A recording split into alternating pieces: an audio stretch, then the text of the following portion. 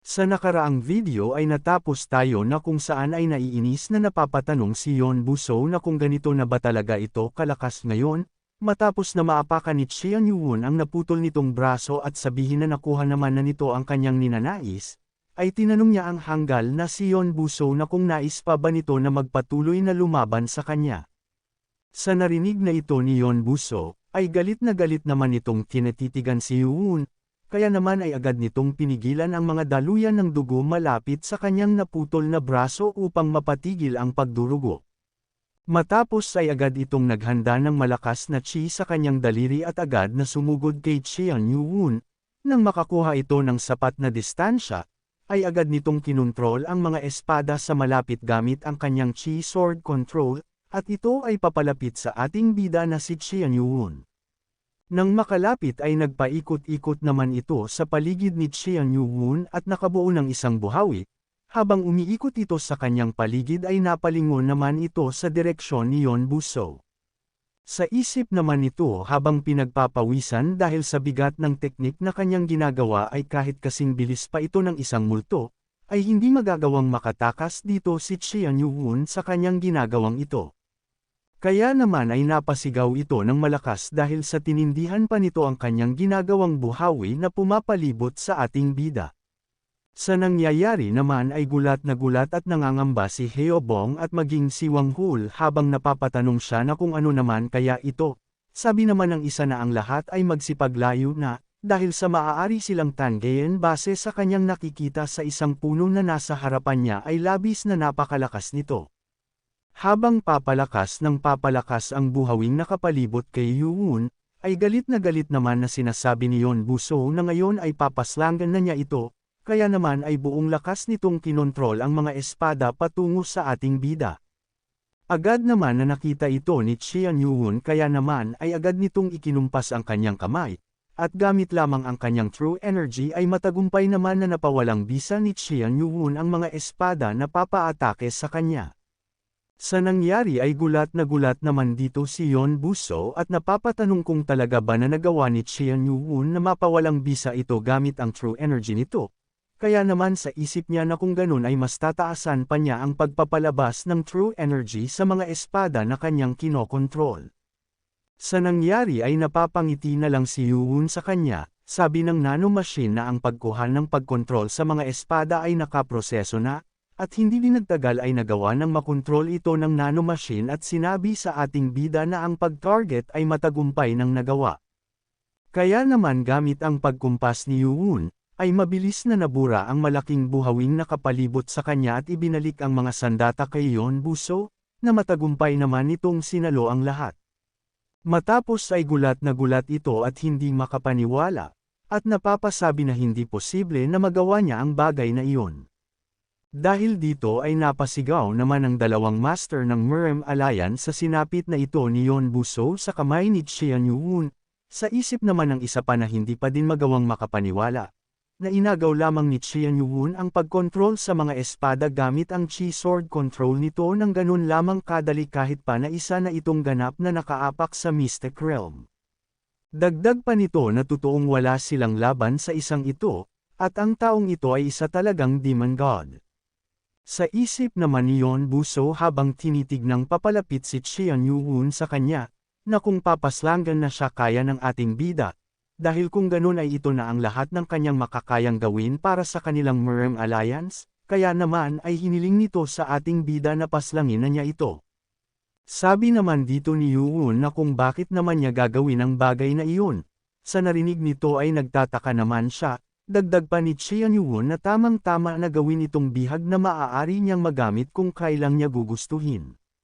Dahil dito ay nagalit naman ito ng sobra sa ating bida, kaya naman ay muli siyang tinanong ni Yoo-won na kung nais pa ba nitong magpatuloy na labanan siya.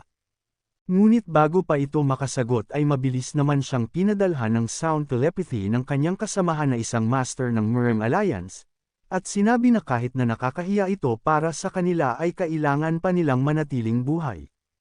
Kaya naman ay nagsalita na ang isa nilang kasamahan at nag-utos sa iba pa na ibaba na nila ang kanilang mga hawak na sandata, na mabilis naman na sinunod ng mga ito.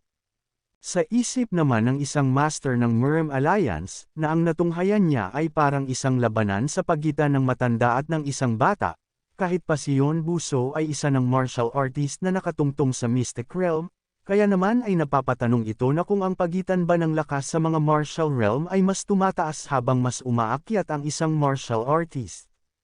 Dagdag pa nito na kung ganun ay talagang nakakakilabot ito, kakailanganin ng halos isang dekada upang maabot ang pagkakaunawa bilang isang Supreme Peak Martial Artist, ngunit ang taong ito ay nagawa lamang na makapagpalakas at mahigaitan ang lahat sa ilang buwan lamang.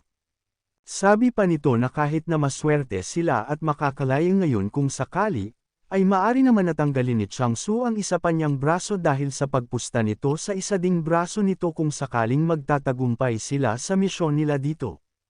Makalipas naman ang ilang sandali, habang ang lahat ng mga miyembro ng Murem Alliance ay nakagapos at nakaluhod, ay sinabi ni Heobong na ang anak ng Murem Alliance Master at ang dalawa pang mga Master ay labis din na napinsala, kaya naman ay tinanong nito ang ating bida na kung ganito ang nangyari sa kanila ay papaano na ang ginawa nilang alyansa sa mga ito. Sabi naman dito ni Wang Hul na huwag na itong mag-alala pa, dahil ang rason kung bakit sila gumawa ng pakikipag-alyansa sa Murem Alliance ay upang talunin ang Supreme Saber of Six Martial Arts Sect. Dagdag pa nito na kung sakali man na masira ang alyansya ay magkakaroon ng malawakang harap-harapang gyera sa pagitan ng dalawa, dahil lamang sa pagsubok ni Yon Buso na kumawala sa sitwasyon ng buhay. Sinang-ayunan naman ito ni Xian Yuwun, kaya naman sabi ni Heobong na masyado siyang nag-aalala para sa wala. Sabi naman dito ni Wang Hul na naiintindihan naman niya ito, ngunit mayroon pa silang Unorthodox Alliance sa kanilang kanlurang bahagi ng teritoryo, ang Supreme Saber of Six Martial Arts Sect sa kanilang silangan, at sila naman na ang Heavenly Demonic Cult sa Timog, kaya naman ay hindi gagawa ang mga ito ng desisyon na kasing tanga ng pagsira ng kanilang alyansa. Matapos ay nagtanong ulit si Heobong na kung ganun ay ano naman ang gagawin nila sa mga ito. Sabi ni Xian Yuwun na ipapadala nila ang iba pabalik bukod lamang kay Yon Buso at sa dalawang master ng Murem Alliance na nasa bandang likudan. Masayang sinabi naman ni Wang Hul na kung ganun ay siya na ang magtutungo sa Murem Alliance, at ibigay ang mensahe ng ating bida para sa kanila. Hindi naman ito sinang-ayunan ni Xian Yuwun at sinabi na hindi na kailangan pa na gawin ito, dahil baka gawin lamang siyang bihag ng mga ito at humiling sa kanya bilang kapalit sa kanyang pagkakabihag, sabi nito na sapat na ang liham para sa kanila. Sabi naman ni Heobong na ngayon na tapos na ang insidenteng ito ay malalaman na ng buong Jiangho kung gaano kalakas ang isang Xian Yuwun, at bukod pa doon ay maari pa itong makakuha ng isang titulo na nararapat lamang sa kanya. Kung umabot ka na sa parte ng video na ito ay maari lamang na i-click ang like at super thanks sa baba bilang pagsuporta. Maraming salamat. Makalipas ang 3 araw, sa Orthodox Murem Alliance Grand Pavilion, ay nagtatanong naman ang isang master sa loob sa mga dumating na kung papaanong nangyari ang ganito at hindi siya makapaniwala na kung totoo ba talaga ito, na malungkot naman na sinang-ayunan ng isang master. Sabi naman ng isang disciple ng Hengshan sect ay kahit na si Yon Buso ay hindi man lamang tumapat sa lakas nito. Sa isip naman ng Murem Alliance leader ay napapatanong ito kung posible ba na magawa ang pag-agaw ng pagkontrol sa teknik na ginawa ni Yon Buso na Chi Sword Control. Sa isip naman ng Orthodox Murem Alliance 6th Master, ang Mount Hua sect leader, na si Pang Changwon ay bigla itong nakaramdam ng takot dahil kung ganito nga ang mga naganap, ay mukhang totoo ang lahat ng mga sinabi sa kanila ni Xian Su noong nakaraang naganap ang isang pagpupulong.